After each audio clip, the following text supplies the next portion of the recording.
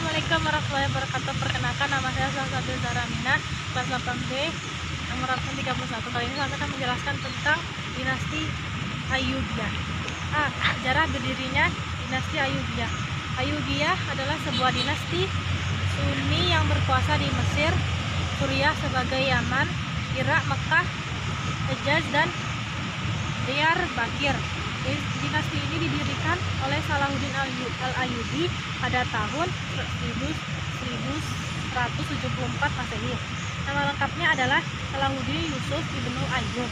Ia berasal dari suku Kurdi Azbani, merupakan putra Najmuddin Ayyub dan keponakan Asaduddin Syirkuh. Najmuddin Ayyub dan Asaduddin Syirkuh hijrah dari kampung halamannya di dekat Danau Van ke Tikrit, Irak. Salahuddin lahir di Benteng Tikrit pada tahun 532 Hijriah atau 1907 Masehi. Pada awal kedudukannya sebagai Perdana Menteri, ia masih menghormati simbol-simbol Syiah pada pemerintahan Al-Adid Lidinillah.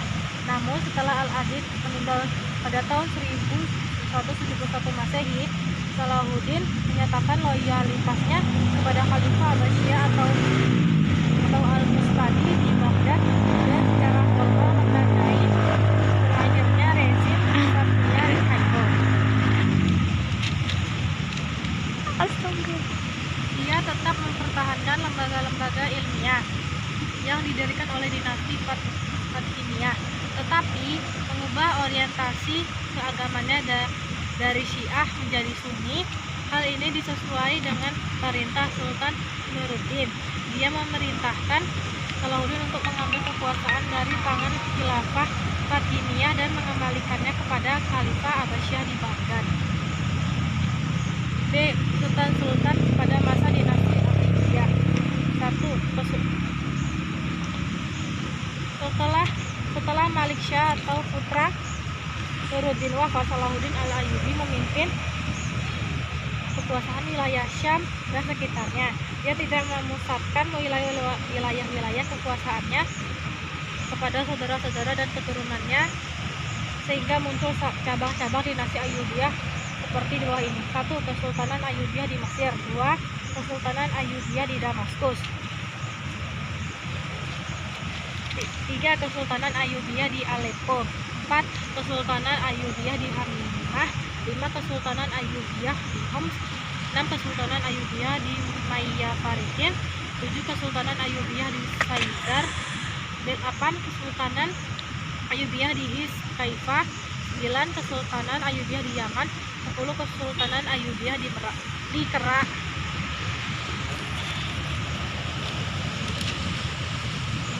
Perkembangan kebudayaan dan peradaban Islam pada masa dinasti Ayyubiyah. Sebagaimana dinasti-dinasti sebelumnya, dinasti Ayyubiyah juga mencapai kemajuan yang gemilang dan mempunyai beberapa peninggalan bersejarah. Kemajuan itu mencakup berbagai bidang. 1. Bidang pendidikan. Pemerintahan dinasti Ayyubiyah telah berhasil menjadikan Damaskus sebagai kota pendidikan. Hal ini ditandai dengan bangun Dar al-Hadis al-Kamilah pada tahun 1222 Masehi dan Madrasah As-Sawiyah pada tahun 1239 Masehi.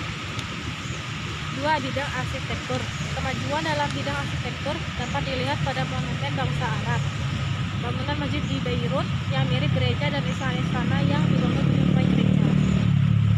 3. Bidang filsafat dan keilmuan. Inti konkret dari kemajuan filsafat dan keilmuan pada masa dinasti Ayyubiyah adalah Adelas of Bad, karya-karya orang Arab tentang astronomi dan geometri, serta penerjemahan bidang kedokteran. Pada bidang kedokteran juga telah didirikan sebuah rumah sakit bagi orang yang menderita cacat pikiran. 4.